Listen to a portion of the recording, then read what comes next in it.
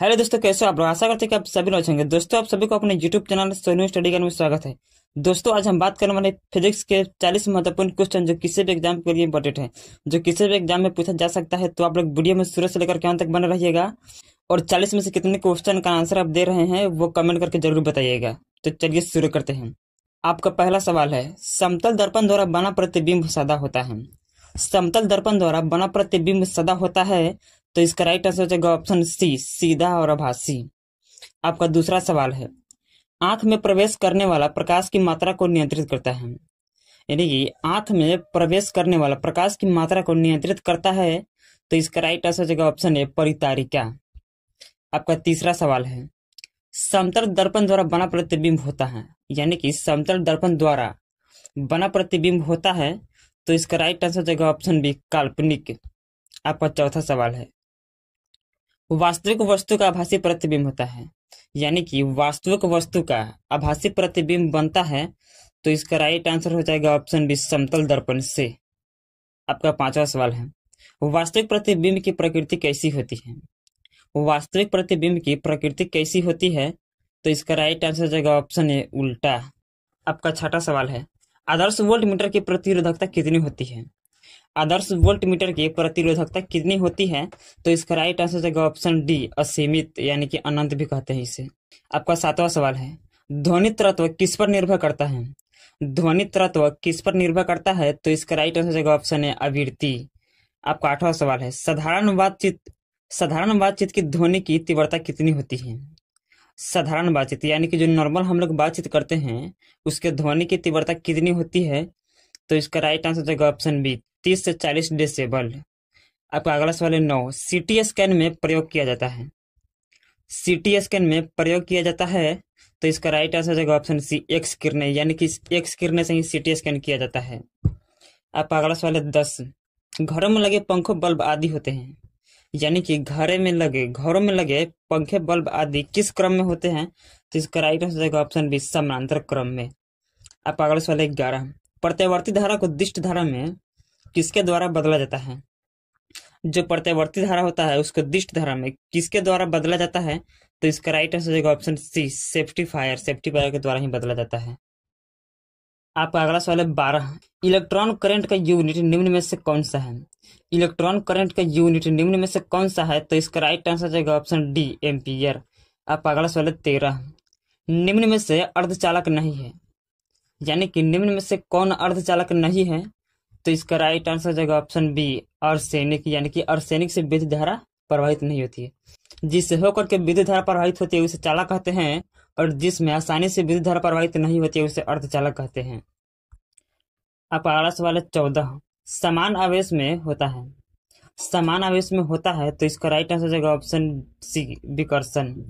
आपका अगला सवाल है 15, दो विद्युत आवेशों के बीच लगने वाला बल से संबंधित है।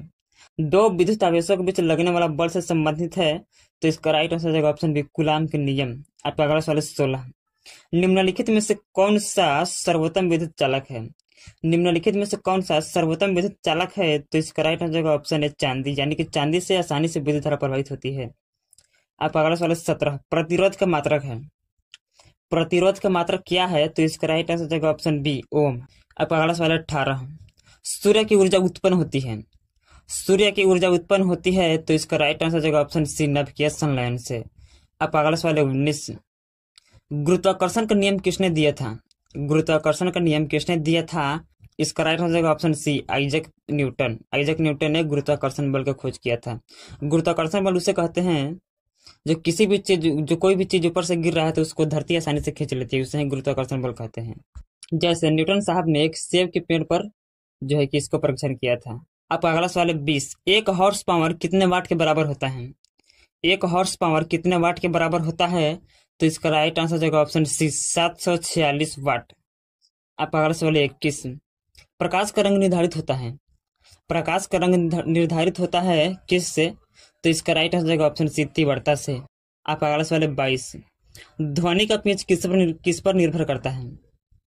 आपका अगला सवाल है 22, ध्वनि का पिच किस पर निर्भर करता है। ध्वनि का पिच किस पर निर्भर करता है, तो इसका राइट आंसर हो जाएगा ऑप्शन ए, आवृत्ति। आपका अगला सवाल है 23, प्रकाश वोल्टीय सेल होते हैं। प्रकाश वोल्टीय सेल होते हैं, तो इसका राइट आंसर हो जाएगा ऑप्शन ए सौर सेल। आपका अगला सवाल है 24। निम्नलिखित में से किसने एक्स रे किरणें का आविष्कार किया था? यानी कि निम्नलिखित में से किसने एक्स रे किरणें का आविष्कार किया था? तो इसका राइट आंसर हो जाएगा ऑप्शन बी संटजन। संटजन ने ही एक्स रे किरणें का आविष्कार किया था। आपका अगला सवाल है 25। आपका अगला सवाल है 25। निम्नलिखित में से किस में उच्चतम ऊर्जा होती है? निम्नलिखित में से किस में उच्चतम ऊर्जा होती है? तो इसका राइट आंसर हो जाएगा ऑप्शन है नीला प्रकाश में। आपका अगला सवाल है 26। विद्युत ऊर्जा को यांत्रिक ऊर्जा में बदलने की युक्ति है। विद्युत ऊर्जा को यांत्रिक ऊर्जा में बदलने की युक्ति है, तो इसका राइट आंसर हो जाएगा ऑप्शन सी विद्युत मोटर। आपका अगला सवाल है 27। निम्नलिखित में से कौन सदिश राशि है? निम्नलिखित में से कौन सदिश राशि है? तो इसका राइट आंसर जो ऑप्शन है विस्थापन। विस्थापन जो है कि सदिश राशि है और बक्की जो है कि अदिश राशि है। आपका अगला सवाल 28। न्यूट्रॉन की खोज किसने की थी? जो न्यूट्रॉन होता है उसकी खोजकर्ता कौन है? तो इसका राइट आंसर जो ऑप्शन है जेम्स चैडविक। आपका अगला सवाल 29। आकाश का रंग नीला क्यों होता है? आकाश का रंग नीला क्यों होता है? तो इसका राइट आंसर जो ऑप्शन सी प्रकीर्णन के कारण। आपका अगला सवाल है 30। फाउंटेन पेन के आविष्कारक कौन है? फाउंटेन पेन के आविष्कारक कौन है? तो इसका राइट आंसर जगह ऑप्शन ए वाटरमैन। आपका अगला सवाल है 31। टेलीविजन का आविष्कार किसने किया था? टेलीविजन का आविष्कार किसने किया था? तो इसका राइट आंसर जगह ऑप्शन सी वेडर्स। आपका अगला सवाल है 32। मानव नेत्र में लेंस एक वस्तु को कहा जाता है? मानव नेत्र में लेंस एक वस्तु की छवि को कहा जाता है, तो इसका राइट आंसर जगह ऑप्शन बी रेटिना। आपका अगला सवाल है 33। सूर्य डूबते समय लाल दिखाई देता है? सूर्य डूबते समय लाल क्यों दिखाई देता है? तो इसका राइट आंसर जगह ऑप्शन सी प्रकीर्णन के कारण। आपका अगला सवाल है 34। प्रकाश तंतु किस सिद्धांत पर कार्य करता है? प्रकाश तंतु किस सिद्धांत पर कार्य करता है? तो इसका राइट आंसर जगह ऑप्शन है पूर्ण आंतरिक परावर्तन। आपका अगला सवाल है 35। वायुमंडल में प्रकाश के प्रकीर्णन का कारण है? वायुमंडल में प्रकाश के प्रकीर्णन का कारण है, तो इसका राइट आंसर जगह ऑप्शन बी धूलकण। आपका अगला सवाल है 36। हीरे का चमकना किस घटना का परिणाम है? हीरे का चमकना किस घटना का परिणाम है? तो इसका राइट आंसर जगह ऑप्शन है पूर्ण आंतरिक परावर्तन। आपका अगला सवाल है 37। द्वितीयक इंद्रधनुष में सबसे ऊपर कौन सा रंग होता है? द्वितीयक इंद्रधनुष में सबसे ऊपर कौन सा रंग होता है? तो इसका राइट आंसर जगह ऑप्शन डी बैगनी। आपका अगला सवाल है 38। लेंस की शक्ति मापी जाती है? लेंस की शक्ति मापी जाती है, तो इसका राइट आंसर जगह ऑप्शन है डायोप्टर में। आपका अगला सवाल है 39। रात्रि में तारा क्यों टिमटिमाते हैं? रात्रि में तारा क्यों टिमटिमाते हैं?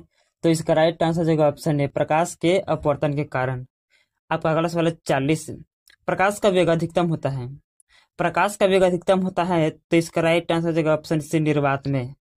प्रकाश का वेग अधिकतम निर्वात में होता है। तो दोस्तों यह नॉलेजफुल वीडियो कैसा लगा? अगर यह वीडियो आप लोगों के लिए अच्छा लगा होगा, आप लोगों के लिए नॉलेजफुल लगा होगा, तो चैनल को सब्सक्राइब कीजिए, लाइक कीजिए और कमेंट कीजिए और अपना राय बताइए। जय हिंद, जय भारत।